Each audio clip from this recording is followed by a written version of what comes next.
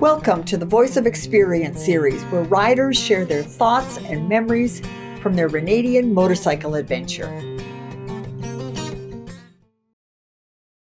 Like many riders in the spring of 2021, David Ash was more than ready for long-distance motorcycle adventure travel.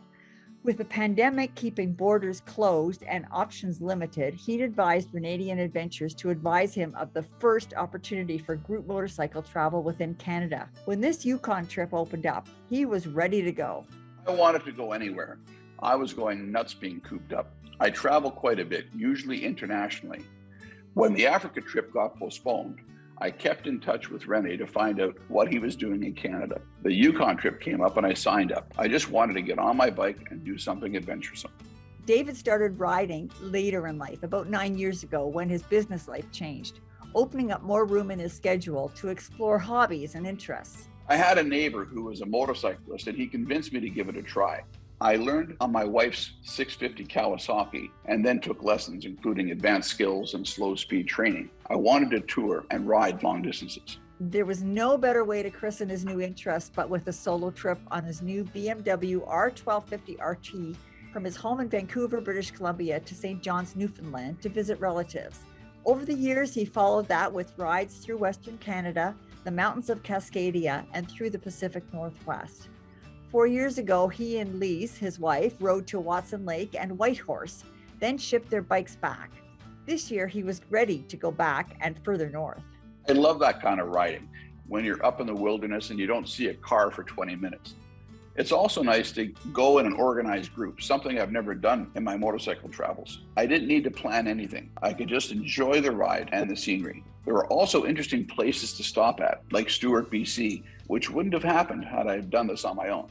While he enjoyed the quaint stops, it was the opportunity to share stories with others in the group while in that wilderness setting that stood out as a highlight of the trip. I loved hearing the war stories from Rene and John Welburn, our Renedian guide, and how challenging some of their rides had been. Traveling on $25 a day is quite a contrast to flying business class and staying in nice hotels as I'm used to. Those stories got me out of my comfort zone, but were very real and grounding. They inspired me to go further and do more. The small Yukon town of Mayo, population 200, is a stop on the route between Whitehorse and Dawson City. It serves mostly as an Indigenous community and is a work camp for forestry workers, forest firefighters, and government offices. It's so small that there's no restaurant, but there is a small red food truck. Rene had lined up meals with this lady who ran the food truck, but when we pulled up to her house, the food truck wasn't open, so she served us from her modular home.